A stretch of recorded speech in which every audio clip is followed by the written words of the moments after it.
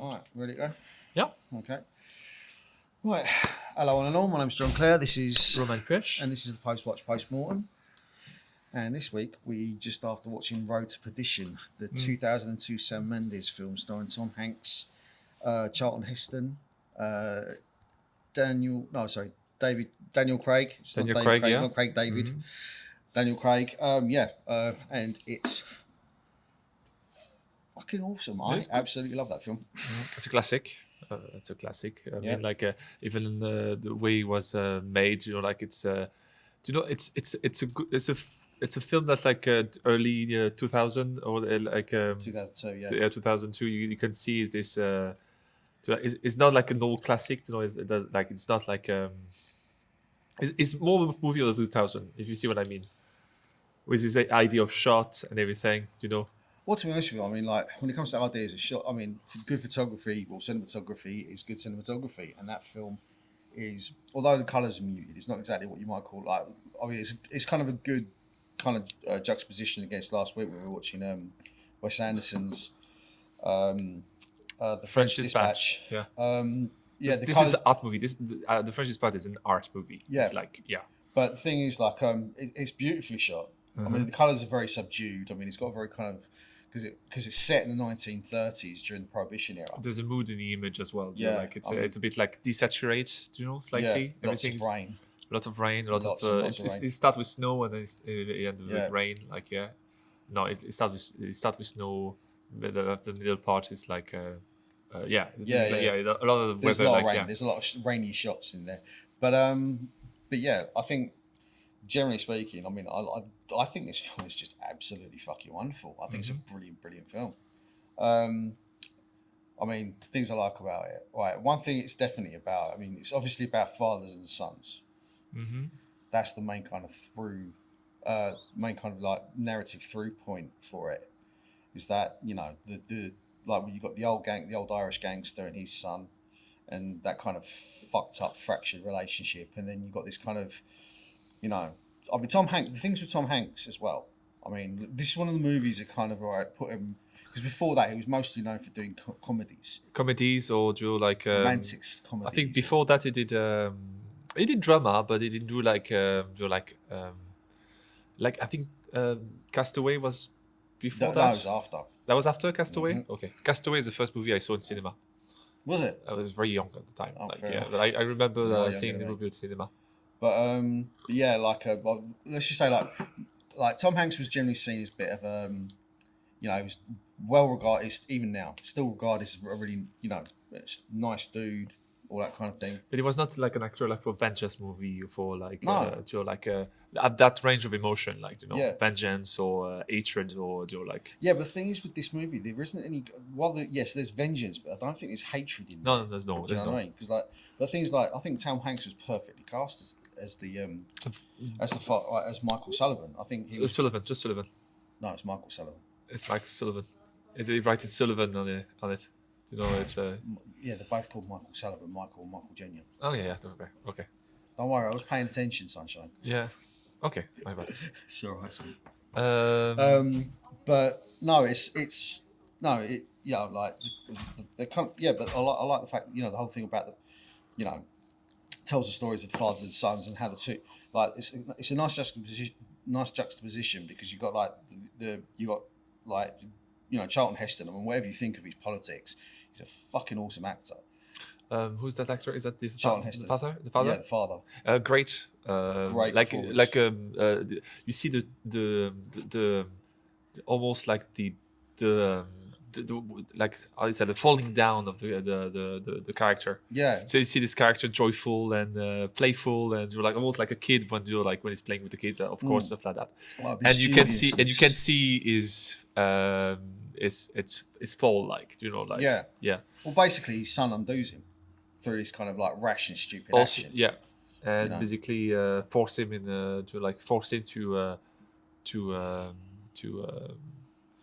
force him to destroy the man that he actually loved, like, as well. Yeah, because with the Michael Sullivan character played by Tom Hanks, he's almost like His son. Charlton Heston's surrogate son. Yeah, like, adopted son. and there are his grandkids, and like, yeah, because there's a nice shot really at the start of the movie, at the very start of it.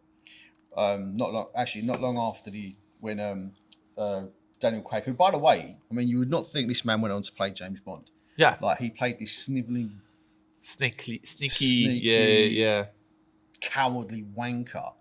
You know, he was basically he's a right degenerate, and the fact that he went on to play James Bond is a testament to the fact that Daniel Craig's actually a really fucking actor. He's a good actor. He's a good actor. But the thing is, like, yeah, I mean, I liked because there's one shot just after because basically at one stage, look, this film's 21 years old, so look, it's on Disney Plus. If you're worried about spoilers, jog the fuck on. But anyway, there's this lovely shot, right, where like everyone gets up from the table and walks away. Yeah. Yes, and this and it starts panning in, it starts zooming in. Right, tracking in, sorry. So you basically the character of Daniel Craig is fading out of focus. Yeah. And you can see his father and Tom Hanks. He puts his arm around him, and they're talking in a very friendly manner. That's where that you know, it's not because of the kids that he shoots his family. He will have shot his family anyway, because he will have still have the miss. Actually, you know, like, why the kid is safe. Why the Thomas kid, one of the Thomas kid, is safe is because he went and see that. Because if he didn't want to see that, this whole thing would have happened and he would have died. Yeah, but at the same time, anyway, I just want to kind of get to my point with this shot. Yeah, the shot. Yeah, right. Sorry about that. But what I liked about it was, I mean, like he's out of focus. It brings into focus the relationship between Charlton Heston's father figure and Tom Hanks's character, and then it comes back to focus, and it snaps back to focus. You can see all the anger and all the jealousy and pettiness, kind of like the fact that you could all see it on Daniel Craig's face, and I just thought, oh mate, what a piece of acting. Yeah, and like, even the father, the other actor is like great acting at this part, like, you know. Okay, here's the more tea. You can never have too much tea, man. But yeah, also do like it's his use of music or lack of the intro music, perfect, like very nice Irish kind of score kind of thing, very nice. And then it's like all these kind of beautiful like piano notes all the way through it, and very simple melodies, but all of it like really kind of like highlighting the drama within the shot. Or the emotion within the scene without kind of getting in the way of it. Or even like the scene, the scene we shot the father figure, like with this lack of music. You know, I think was it music? Was it lack of? Or was it just the rain? Or it was just the music? It was just the rain and machine gun fire. No, there was no machine gun fire. It was silence. Right. It was all silence. It was all silence. Right. Yeah. And it's what I say. It's a very 2000 shot. You know, like it's a very 2000. Like it's going to be a very loud scene. It's going to be a loud scene. You're going to hear gunshot thing. But you know what? Let's opposite it. Just put no music, no audio, and you just see everything in slow motion. It's a very 2000, like, you know, like to emphasize the violence of something. Just remove the sound of it, or remove the you know, like. Yeah, well, I suppose it's not only that. You got to bear in mind, like, if that was played out in real time, it would be very quick. Yeah, it'd be extremely quick. But it kind of draws it out. He draws it out. Yeah, and it's really cool. Like even beautiful the acting shot of the father, like, to like. It's nice. You know, just, like, he knew it was going to happen. He was the only one who knew it was going to happen. And he turns around, if it was anyone, I'm glad it was you. Yeah. You know. And also I like this scene as well, like when he go before that scene, when he go to talk to him behind, like underneath the church. You know, it's like, if this continue like this, I'm gonna lose a son. Yeah. And I like when this phrase is open ended. Yeah. Like, because the meaning is open, like, because you could lose. You can lose or you can lose it. No, what he says is, because what you're gonna do, he says, I'm gonna mourn the son I lost, or something along those lines. Son I lost, and it's open ended because he could talk about him, or he talk about his son. What he could suggest, he was talking about, like, Tom Hanks' character. Yeah. Which is like beautiful writing there, like, you know. Yeah, I mean, the thing is, like, the writing's really good. I mean, like, I think because everything makes sense. Do you know what I mean? Or everyone's motives make sense. You can kind of understand where they're coming from. Like Charlton Heston's character, you can understand. What's his name? Rooney. Yeah. You can understand what his son is a disappointment. He's an absolute fucking waste. But he's still his son. He's his blood, and he loves him. Yeah. It's his son. And you got the Daniel Craig's son. Daniel Craig is the son who wants to emulate his father. He wants his father to kind of be proud of him, and he does all these rash and stupid shit. Yeah. But instead of all these actions are having the opposite effect, and because it's having the opposite effect, it's eating away at him. Yeah.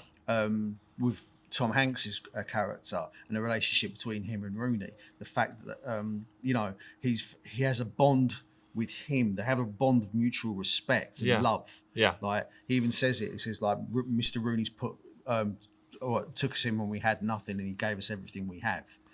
You know, little things like that. So that everyone's character, everyone's motivations make sense. Everything makes sense in not just a logical way, but in an emotional way.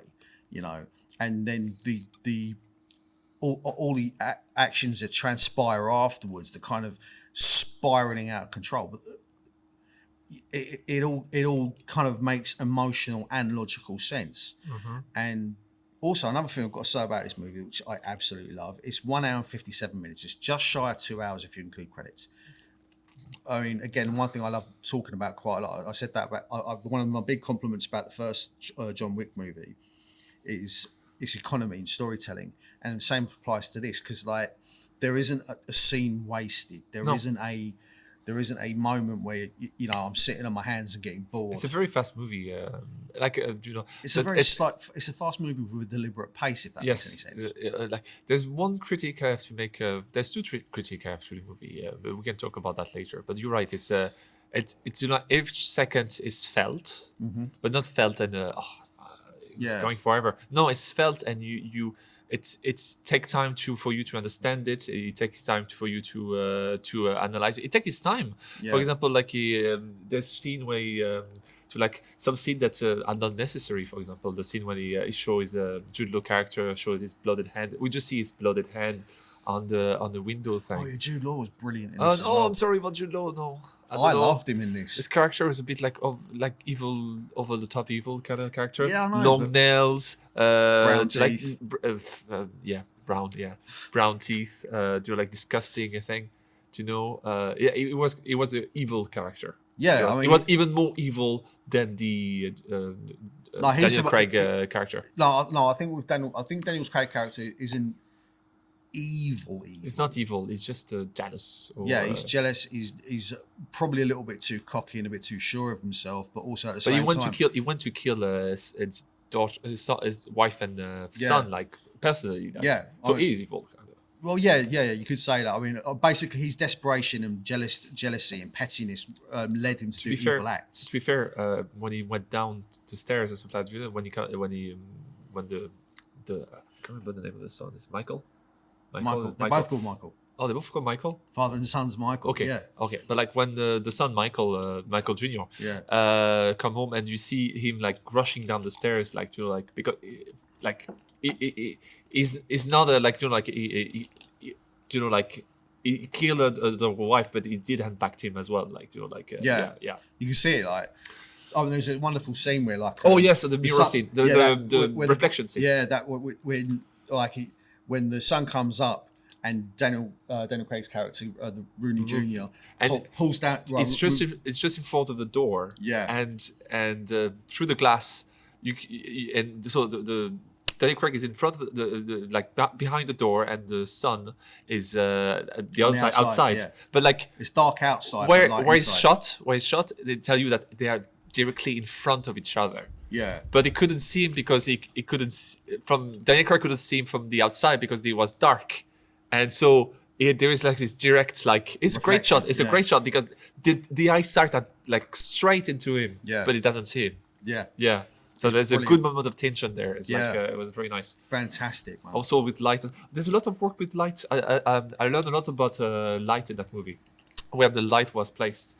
For example, the Jude Law character, when he was chasing him in the car, he's driving like this, and you see the light was coming under his face, so there was a light under his face there. Hey, and you can see how light works in that in that movie. You know, like there's a lot of like those little lights going on faces and stuff Yeah. like that. You know, for example, when he's waiting in the room, you know, like before he talked to the other mob in Chicago. Oh yeah, And yeah, he's waiting in your room, but the only way there's mobs everywhere, but the only way you recognize Tom Hanks is the one with the light on his face. And he's the only one not wearing a hat. Is he not the only one wearing a hat? Yeah. And he's the only one with a light on his face. Yeah, so thing. Yeah. So it's basically it's great use of light in that Amazing use of movie. light, yeah. Great use of light. I mean, that's the thing. I mean, like, if you wanted to, like this would be a great film. Like, because I did A-level film studies way back in the late 90s, and I could see this being a film where you like show kids What, light placement? Yeah, just like the use of cinematography, because like the film. Again, I can't stress this enough. Like some beautiful moments, use of light, beautiful moments of composition. Like okay, there's not probably like. I mean, I remember we talked about like on certain films, like we talked about it on Blade Runner about how like one particular transition. There's no like clever transitions per se. No, it's a very classic movie. Yeah, it's got like, but it does. It's like one of those films that has all the fundamentals absolutely spot on. Spot on, yeah. You know, it doesn't try to do more, but it respects all the rules of and it tells, and while doing it, it tells an amazing story, and a very simple story about revenge, about family, about fathers and sons, all that kind of thing. Like it takes, so like, I mean, it's not one of these movies.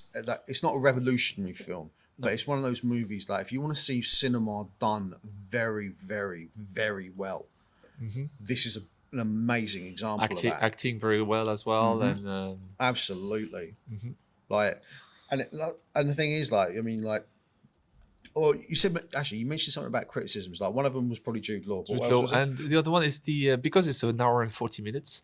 There's a lot of this, like the movie is like feel a bit like there's no space, because it's the beginning of the movie is set in Boston, right? Not Boston, maybe a town. Yeah, something similar to that. Yeah. So in Chicago, and for me, there's like it's going from those towns very far, very fast. You know, like yeah, maybe. But sometimes it's like it's just jumping from place to place. After like you don't see like a car, you see a few shots of a car riding into the Midwest, but like but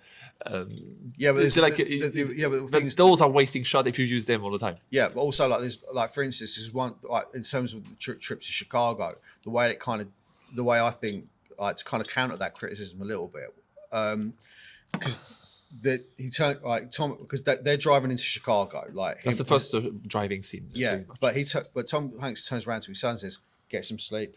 We've got a long drive ahead of us." Next scene is him waking up in the daylight, and they're in Chicago. Yeah. So like that tells you that time has passed. Yes. And the fact it's gone from night to day. Yeah, it becomes night to day. So the fact that, I mean, the thing is, like, there are ways you can do it. I mean, like, yes, you can have like lots and lots of driving shots, and then you'll bore the shit out your audience. Yeah.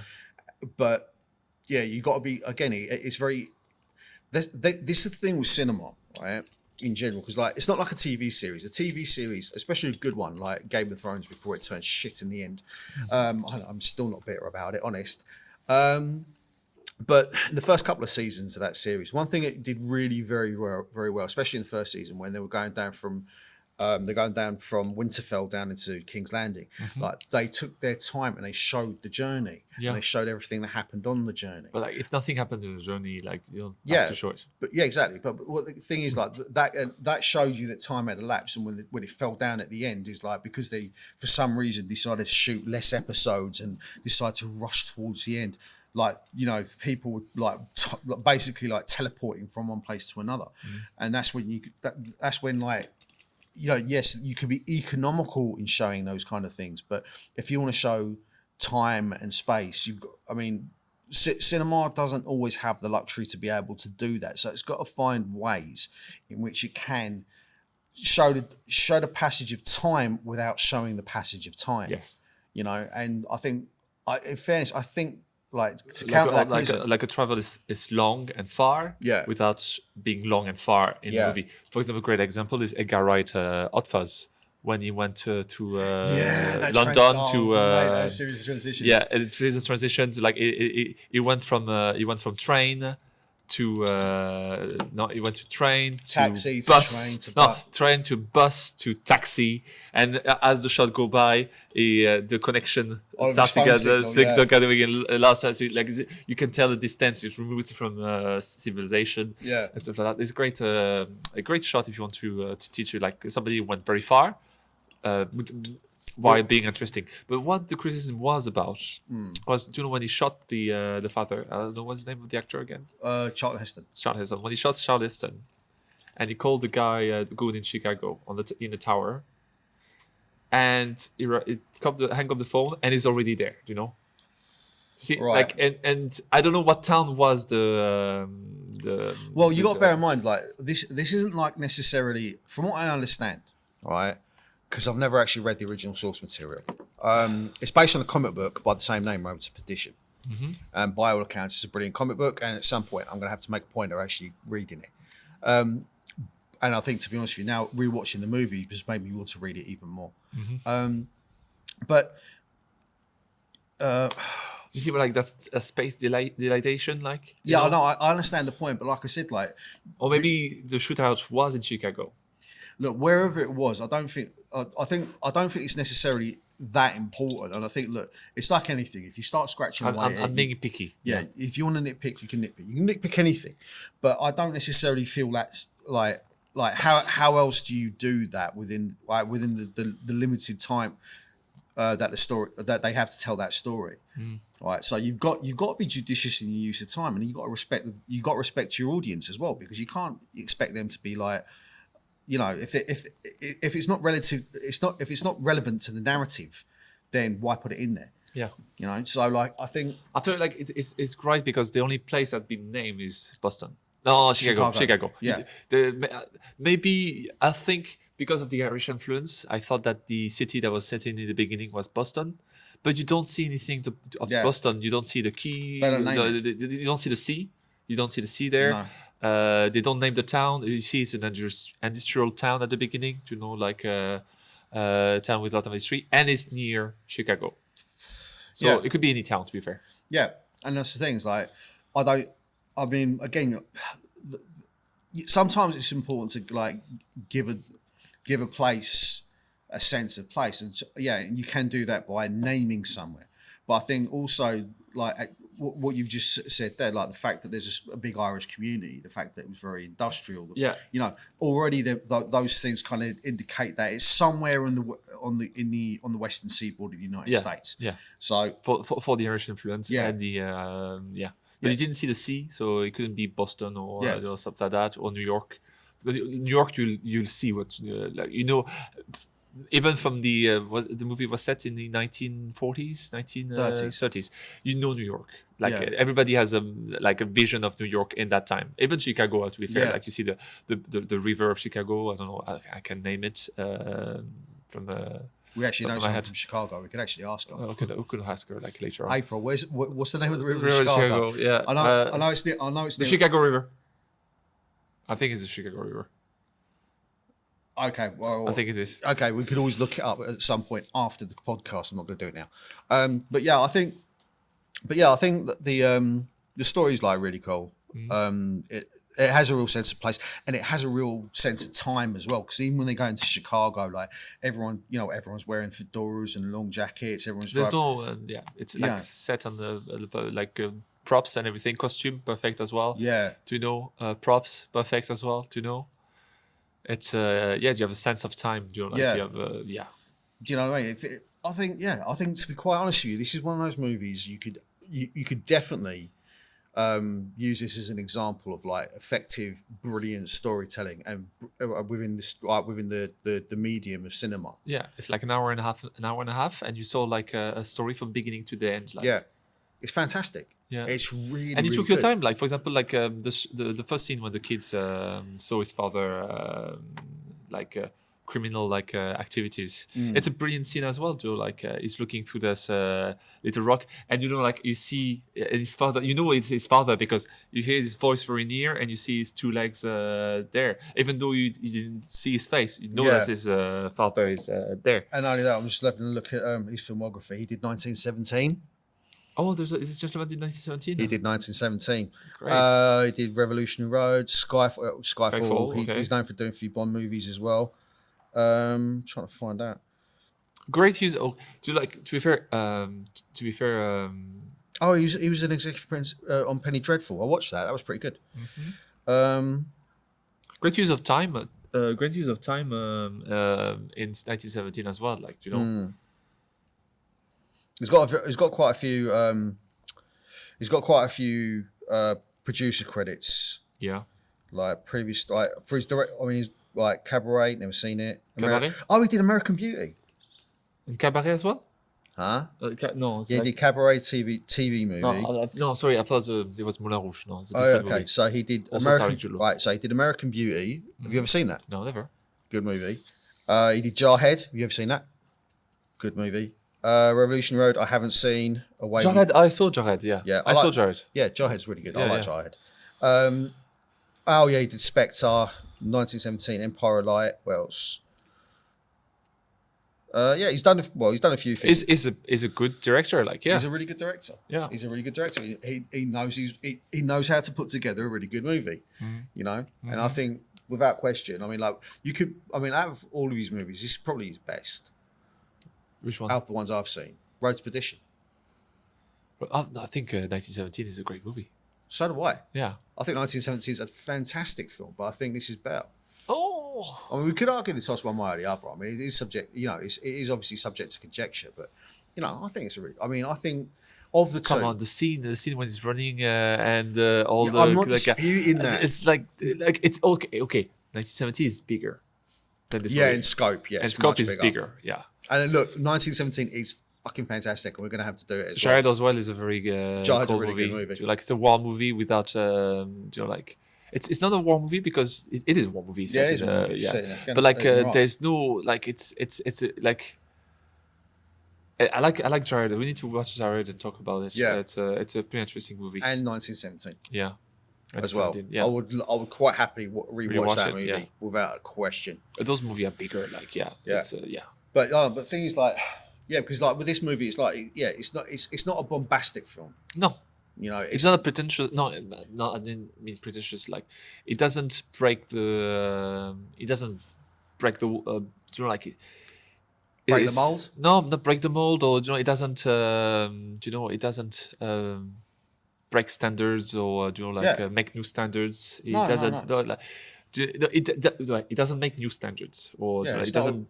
It's not a revolution. Yeah. It's just it's not a revolution. It's an example of execution. Yeah, there you You go. know, that's why I would describe this film. Mm-hmm. You know, because I mean, also at the end, I don't mind got started welling up a little Oh. bit right at the very end. Do you You know what? know? Because it was the lack of also the score at that part at the end part is just a wave. It's just a wave, but like you don't hear the wave. Great Like use of it's just sound. like the wave. Yeah. Wave. It's it's and it will those waves that make you calm because he got calm at the end and stuff like that. And the same waves just build the tension basically Yeah, because instead of the waves just go slowly. And so then he got shot, and there's still no music, and the wave, and then those waves become changed from something calming and confronting. It's changed into Building up the tension. yeah. It just 'cause what it builds the it- tension. Yeah, it builds the tensions really well, and that's the thing. I mean, like, because let's be honest, like with Tom Hanks' character Michael Sullivan, let's be honest, like it was never going to. I love the way. I mean, you knew that there was not going to be a happy ending. But for like him. it's a rule in cinema, American cinema. When you have a gangster, Yeah, I told you this. Yeah, you did told me that. Yeah, but like yeah. it's a thing. There's a rule in. I think it's from the 1950s or something like No, that. what it or- is because basically when gangster films started coming out, Yeah. this is back in the 1930s at the height of Prohibition. One of the earliest versions I ever saw was the original Scarface, which is initially, I mean, everyone knows the Al Pacino movie, but the original was, I think, in the 1930s, mid-30s, and it was about Al Capone. Yeah. Right, and that's where, because Al Capone was nicknamed Scarface, so that's where the title comes from. But in American law, they litigated that if, all right, okay, you can show a crime movie, fine, you can show the rise, but you can't show crime paying. So there has to be a fall. There has to be a fall. They There has to be mandated it. So this will be respected. Yeah, and also like the fact is like, but in terms of the actual character himself, like forgetting that kind of like that legality, that technicality, like because at that point, like people we see like movie with a bad we know the rules. Yeah, we know rules. Yeah, we know the rules. Like I said, it's not an evolution. It's an exercise in excellent execution. Yeah, excellence in execution. Bret Hart fans will probably know that one. So, but yeah, but the thing is, like the point I was getting to was that when like there's that calming thing, like everything's tranquil, the wave, you hear the waves, his son is out there playing with the dog out in front of the beach, and you can see the reflection of the sun, the reflection of the sun playing at the window, and you can see him looking out, looking very happy, looking very kind of, you know, content, and then straight away there's that kind of moment of absolute violence where your man's just sitting behind, bang bang, and the blood on the blood splatter on the window, and the things like I think, I mean, it's a beautifully told story. It's beautifully done. You know what? I kind of, because I saw this film when it first came out in 2002, literally half my lifetime ago. God damn, I'm old. But yeah, I remember seeing it in the cinema, and it was you know, I remember loving it back then, but I don't think I've really watched it since. I may have done, I'm not too sure. But it's a movie that you can watch if you pass on TV or stuff like that, you know, like do you see what I mean? Like, yeah. But the thing is, like, I'm happy that there is in that time, because it makes me, because the thing is, like, you know, sometimes like when you revisit something that you loved when you were younger, and then you realise, hold on a minute, it wasn't that good. It was like I had that a lot. Yeah, I had that a lot. And the thing is, like, it's nice to know sometimes when you do look back that even then, yeah, it's still awesome, and Road To Perdition is still awesome.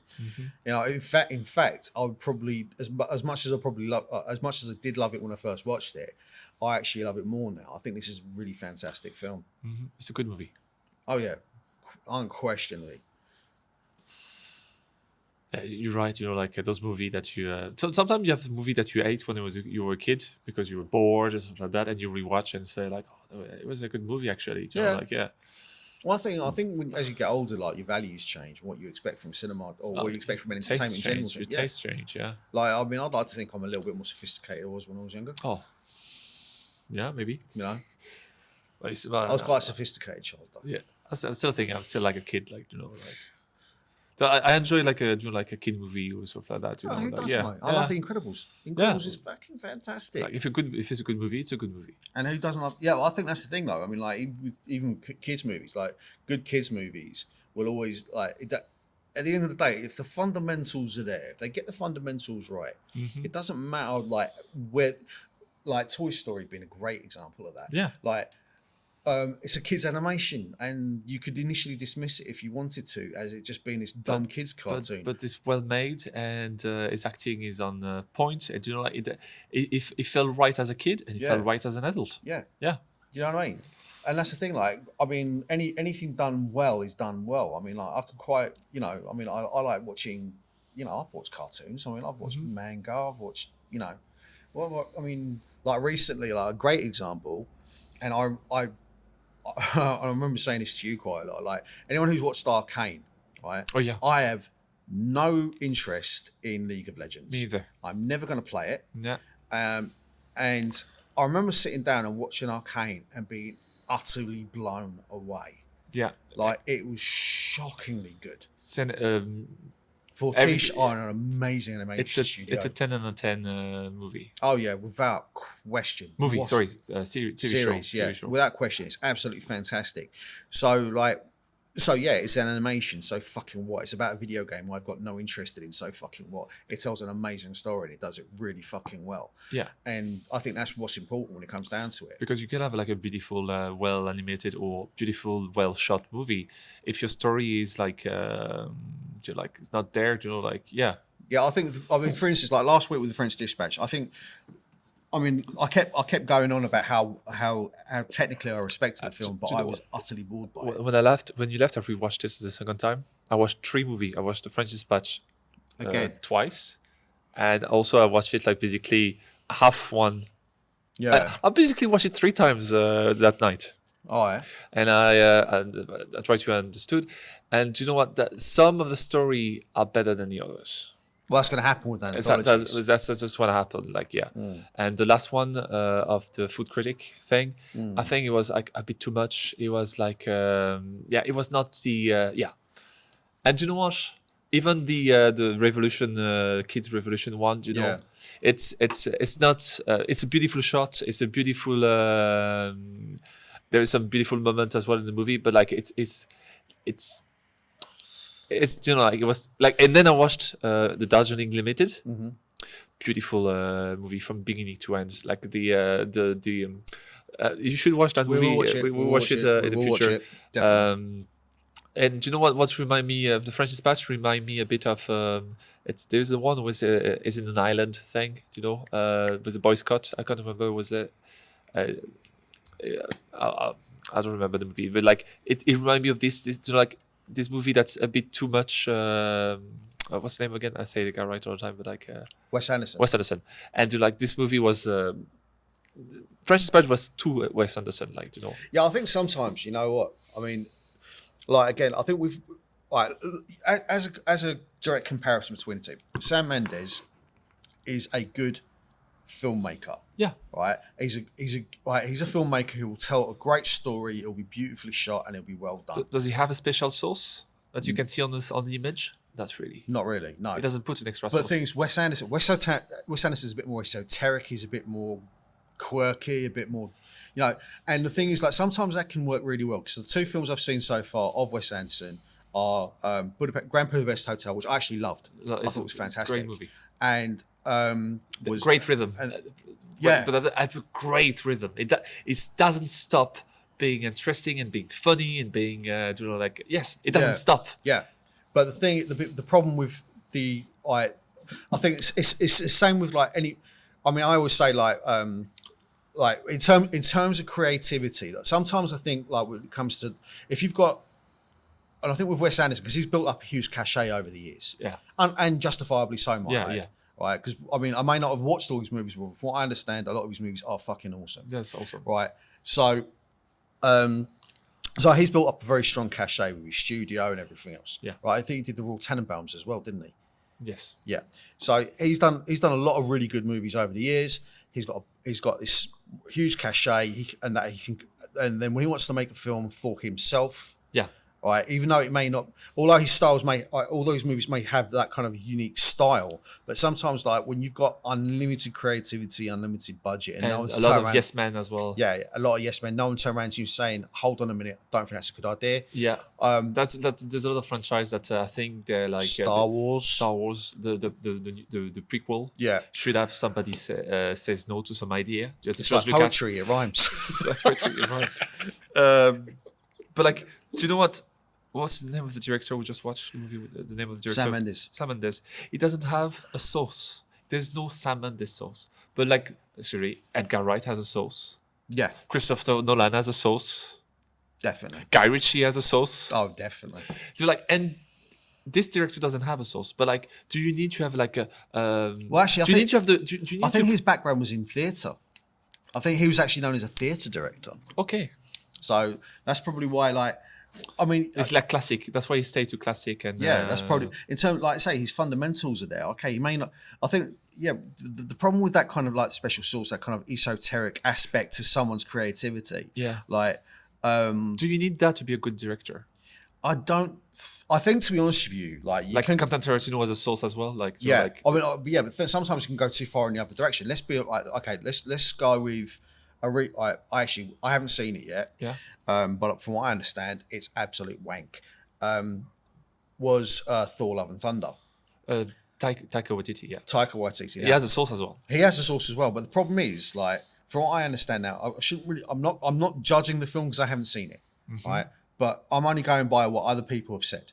The problem was, like, again, Taika Waititi had built up a cachet over time, Yes.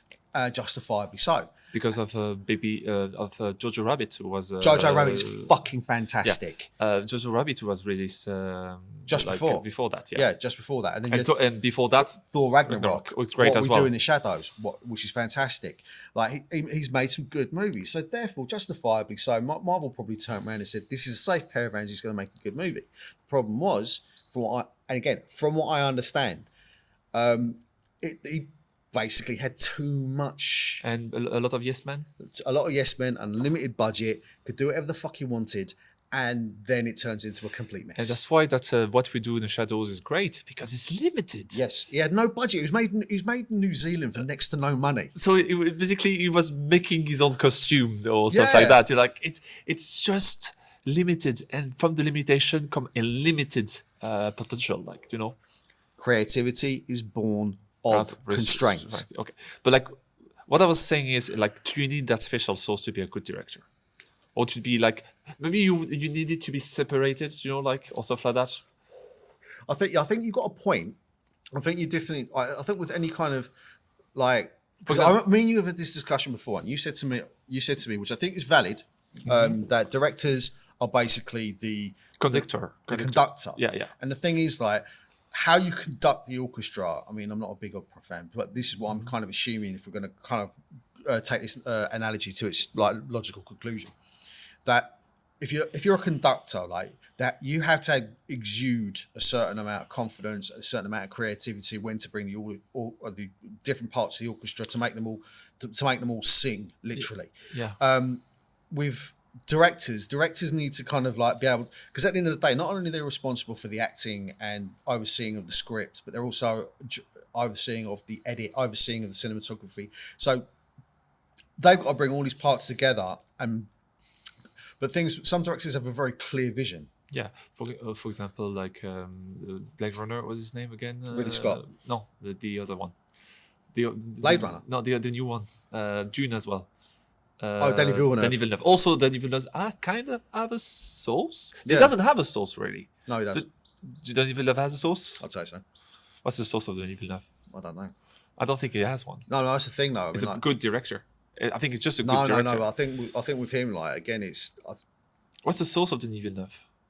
But that's, you know what we're going to do? We're going to have to, right, okay, look, going back to Blade Runner, Blade Runner was a fucking beautiful movie. And again, use of colour, use of shots.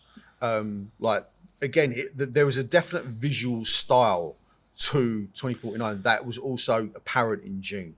And also Sicario, do you think? Maybe not in Sicario as much. Sicario is a great shot. For example, when they're going into when they're going to kill the cartel, and it's like a blue light, and they start going. They put the night vision goggles on, and they're basically going into the dark. Because it's the sun is like setting, the sunset, and basically there's like a black of the ground. Like, do you know what I think it is? Actually, no. Do you know what I think it is? I think what it is like when you're a director, you need a clear idea of exactly what you want, how you want something shot. And you need to bring in how you want something shot. So what do? You get the cameraman, and you get the photographer, like director of photography, the camera people, and everything else that will execute on your vision. With Quentin Tarantino, I actually I caught an interview of his where he turns around and says, like, he writes his scripts. Oh, you cannot change the script. Yeah, you can't change your scripts. You start fucking about. If you start improvising, he'll pull you to one side and say, get your act together, read my fucking words, or get the fuck off the lot. Yeah. You know? You can write your own script, but like outside. Do it somewhere fucking else. If you want to improvise, work for Marvel. But the thing is, like, this is what I think directors have a very singular vision, and and when it comes to a special source, like, that director has a very singular vision, and if they can execute on that vision as near as damn it, right, then you see whatever that source is, whatever that esoteric, whatever that kind of je ne sais quoi. But I think that it's so unspecific because didn't even know if he's a good director, an excellent director. And I think it's the sign of a good director. It's that I'm sorry to say that. The sign of an excellent director. The sign of a good director is he has a source, is recognizable. But the mark of an excellent director, he has a source, but you can't see it. Yeah, like it's his sauce is not like, he can make a good meal without adding his little stuff on the top, like, Yeah. Like, basically, if he's got the fundamentals. He got the fundamentals and he give you what you asked for. And I think Sam... But I'm not going to add like a little paprika on the thing. Okay, yeah, but the thing is then, like, Sam Mendes has a sauce then. Sam Mendes has a sauce, but his sauce is subtle and it's classic. Have you seen this analogy on Facebook or Instagram? It's like, what director is food thing? Do you know? For example, like Quentin Tarantino is like burger, and like it's a burger and it's high in sugar and high in action and stuff like that. Peter Jackson is like a lot. Like too much food on the table. Like it's like. Have you seen his early horror movies, Peter Jackson's horror movies? I never watched it, no. Oh, Brain Dead, man. We need to watch that. No, Peter Jackson. Yeah, Peter Jackson is like big and like open and stuff. Yeah, but he never used to be like. He used to make these fucking little horror movies again back in New Zealand. Brain Dead. If you haven't seen it, it's fucking hilarious. Another one with is his sauce as well, Tim Burton. It's like he put blacks everywhere. It's like Tim black. Burton, yeah. If you eat, I've got a book of his art. Yeah. If you eat a Tim Burton meal, it's basically very dark, like it's black ink burger or something like that. Everything is moody and dark. Yeah, like every director has directors has a sauce. Yeah. But I think sauce is basically a creative vision, is a singular creative vision, and if they're able to execute on it as near as damn it, then you're going to get amazing cinema. The only problem is, like I said, the big problem the two big inhibitors to great cinema are executives who can't get out of their own fucking way, Producer. and marketing departments who missell movies more often than not. And the thing is, like, if you look at, like, another thing is, like, I love the fact that no one turned around about Road to Perdition and said, "Oh, let's make a sequel." No. Didn't need it. No, didn't need it. No, it's perfect just the way it is. And I think, like, that's what more often, like, I wish they did that with The Matrix. I really fucking do. And they tried to do it again there a little while ago. And again, I haven't seen it yet. I'm going to have to get around to seeing it at some point, even if I do have to look at it through my fingers like that. But yeah, like sometimes, like, stories that, like, all a story needs is one movie and one movie alone. And I think, it would have been very easy for someone at 20th Century Fox at the time to just say, "Oh, well, that made us money, so let's do it again." But that like some movie again. cannot be made as a sequel. Like, yeah, but that's the thing, though. Try saying that to some bloody executives, because sometimes they just don't, they don't take the fucking hint. Like, I think Joel Silver, when he saw how much money that The Matrix was printing for Warner Brothers and Legendary, he was like, and for his own production company, he was like, "Let's do it again, Wachowski. Let's make a second Lightning in the Bottle." Yeah. That's easy. That's easy. Yeah. I think they failed to realize that the movie was a lightning in the bottle, or maybe we realized that the movie was a lightning in the bottle afterwards, after the two other sequel shows up. Well, there's a third sequel to it as well. Fourth movie. Fourth movie, third sequel. But yeah, I think, like, getting back to Road to Perdition, I'm kind of glad that that film was left alone. It was like that. I mean, you cannot make a second one of that. You could make like the kid could have you could have the revenge movie with the kids trying to find a killer thing, but there's nothing to talk about. Yeah, but that'll fuck up the end of the movie. Yeah. Do you know what I mean? It's just like it's a lot. There's it's a self-contained story from beginning, middle, and end. There's a clear character arc.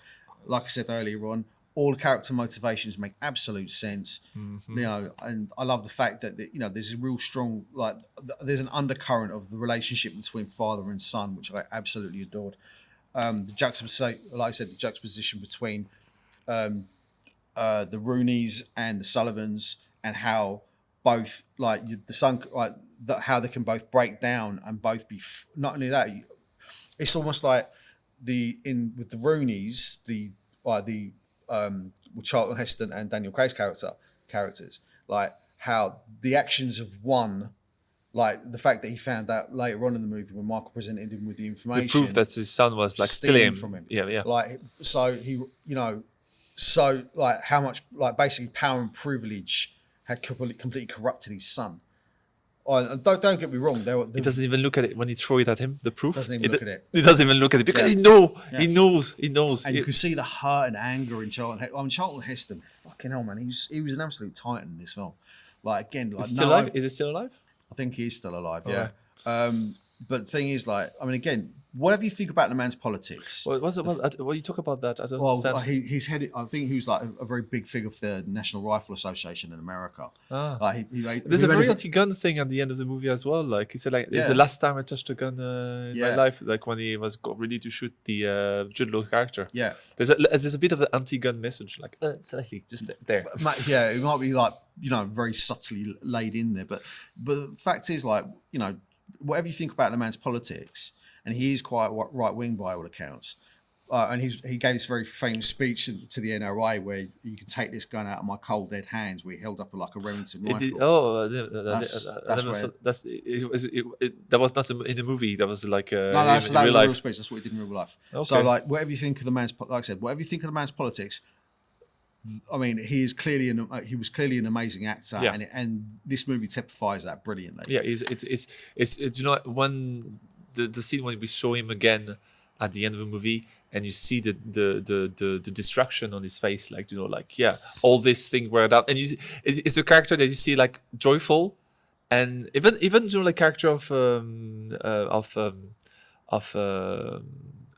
Tom Hanks stays strong. He stays strong. There is hope. He stays strong. Even though he loses a bit of a shave, but he's still positive. There's a stoicism. Is a bit stoic. He has to be strong. Is the thing. But you see this character who you see is fall down. Like every time you see him, he's getting worse and worse. Yeah, it's like you see him at kind of the zenith of his power at the start. Oh no, of his do you know how he feels and stuff like that? It's like he's happy. His grandkids and stuff. But like also that. the way he's spoken about as well, about the way the characters talk about the Roonies and how powerful he is as a character within that community. Yeah, like he's at the zenith of his power. Yeah, and it's only after that you see, like you say, he's joyful, he's confident, he's confident. Yeah. I mean, he's secure in his power. But then at the end this look is getting the dead eye. Sorry, it's like he was dying. He was already dead, like basically. Yeah, you know what I mean. And I think and you kind of feel for him in a way, and like so. Yeah, he didn't want this. No, he didn't want it. And the thing is, like again, he didn't want to be the first guy to be killed. It's just like just talk to him. Just talk to him. Yeah. He didn't want any of this. Yeah, just talk to him, nothing else. Yeah. Do you know what I mean? Yeah. I think. I mean, I cannot rate it. I actually rate. If I was going again, we do our little ratings thing. Yeah. I don't know. At the end, I think we should do a tier list. I think it's a better thing. At some point, maybe, but I don't know. I mean, like that kind of involves production, and we don't have that at the moment. We might. At some point, we may do it. We could do it at the end of the year tier list. Yeah. Can gather all the movies together. We can list them out and do a tier list at the end of the year, maybe. Yeah, at the end of the year. Yeah. But I think with this movie, I mean, I would rate it fucking high 9. No, not high 9s. I'd probably give it low 9s. Low 9s, like 8, 7. I'd say 8, 7. Yeah, but I'd say anything between like high 8s, low 9s. I think a good 8. Yeah. Or 7.5. So for you, it'd be like between 8, 7.5, yeah, 8. Yeah, do not 7.5. All right, 7.5. Oh, that's the thing. I don't like because it's awful to say that, but like it's a good movie. Doesn't make anything new. Doesn't break anything. It just tell a story the more efficient way possible. You know what this is like? I think this is like a really hearty steak dinner. It's not nouvelle cuisine. No, we go back with food and sauce. It's just a nice dinner. Yeah. And you know really what? It's a nice dinner that you want to share with someone. It's a really good. It's not a high-end restaurant. It's not like a fast food thing. Like every director has I always come back with the sauce there, but it's like, for example, like so many directors has a special sauce, and so many directors are being doing so many movies. In fairness, saying that though, IMDb's ratings. I'm not going to bother my going to Rotten Tomatoes, yeah. But IMDb's ratings kind of agrees with you. 7.7 out of 10 on average. Yeah, on average, yeah. So It doesn't break anything new. It doesn't bring it doesn't revolutionize anything. yeah, But it's well told story, Yeah, and brilliant. it's like well shot film. okay. Well, I think I mean, for me personally, I kind of like this movie. I'm kind of sentimental to it. So yeah, I kind of give it high 8s, low 9s. So I'd say, I don't know, if I was going to give it a particular number, anything between like 8.6 and 9.1. Okay, I go to 7.5. That's what I'll go 7.5 to 8. So like that's Yeah. that's I think both of us get scores pretty much kind of like the range of our scores. I think are fairly like accurate to the way we feel about the film, and I think, like I said, I think this film's fucking brilliant. I would honestly recommend it. If you've got a Disney Plus account, man, go watch it. yeah. Well, you watch a lot of Disney Plus because that's the only one I have right now. And we do watch some Netflix as well. Yeah, lots of Amazon Prime one. No, Is there anything on them? like Amazon Prime? fair. But like we didn't rate. Did we rate the French Dispatch? You say it was shite. You say it was shite. Yeah, I did. No, I didn't say it was shite.